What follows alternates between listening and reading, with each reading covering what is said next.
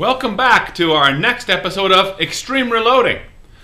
This season, remember, we're talking all about reloading for the RUGER precision rifle.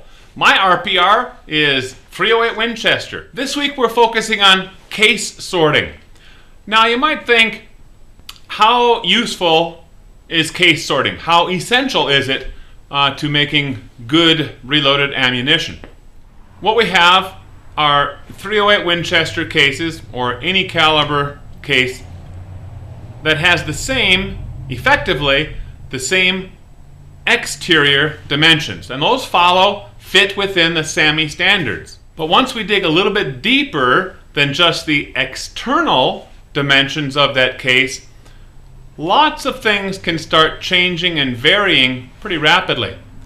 When we turned those necks, one thing that we found out was that Norma cases are pretty close to that gold standard I was shooting for, 14 thousandths, while others on the far extreme Hornady were really thick and needed to have quite a bit of brass taken off.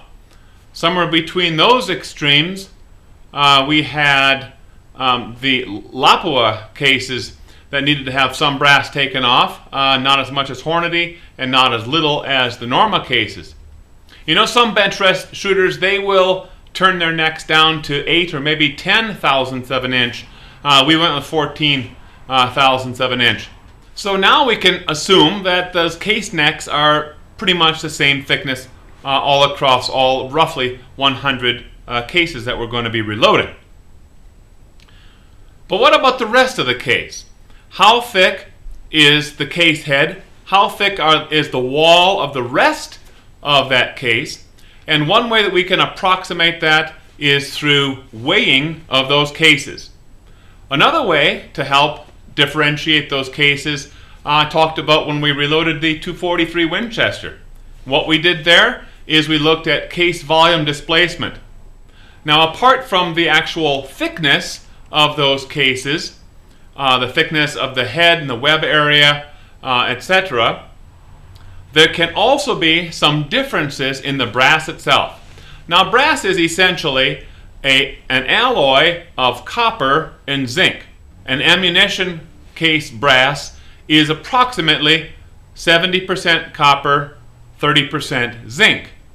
But even within those guidelines, there is variation. And in fact, this industry standard says that there can be from 68.5 to 71.5% copper, nearly 1% of lead, actually up to 0.7% lead, nearly 0.5% of iron is allowed, maximum, and then the balance is always zinc.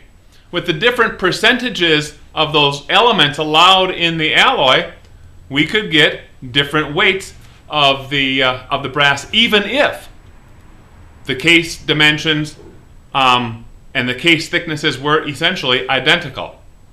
To understand this a little bit better, we need to look at the density of copper, lead, zinc, and iron. The density of zinc is essentially 7 grams per cubic centimeter. The density of iron is essentially 8 grams per cubic centimeter, while the density of copper is essentially 9 grams per cubic centimeter, and lead, we're over 11 grams per cubic centimeter. Now, if you vary those ingredients in that alloy, well, the resulting brass is going to weigh differently as well. So it's a great first step to sort your cases by case weight. And what we found out is that the head stamp on those cases sorted themselves out perfectly. All the Hornadys were on the heavy side, Norma on the light side, Lapua smack dab in the middle. That tells us that case neck thickness probably was pretty consistent to the thickness of the entire case anywhere you want to look at it. All right, well, let's look at some of the actual results. So in this case, I started with Lapua cases. Then Norma was measured, and again, note that these are the lightest of the cases, followed by Hornady cases, which tended to be the heaviest. then entered all of the case weights in an Excel spreadsheet and did a little bit of statistical analysis on it. What you're seeing here is a histogram or a frequency count of the number of cases on the y-axis by their weight along the x-axis. And initially you look at this and this is a trimodal distribution. But if we dig just a little bit deeper, we find out that all those cases on the left side of that graph are norma cases. All those cases making up the distribution on the right side, those are Hornadies. And there in the middle, that's Lapua.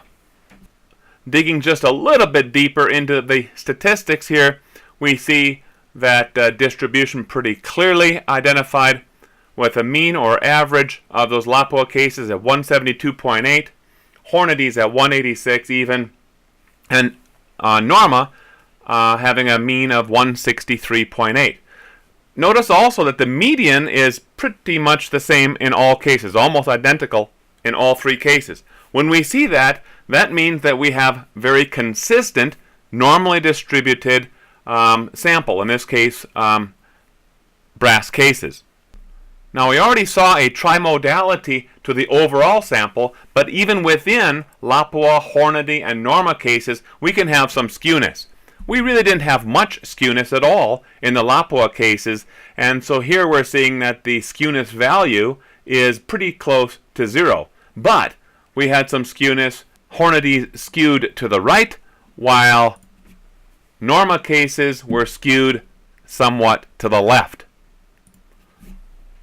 Overall range of values, 2 grains different in Lapua cases, Hornady cases 2.1, and norma cases 2.8. But look at the difference in the sample size, the count.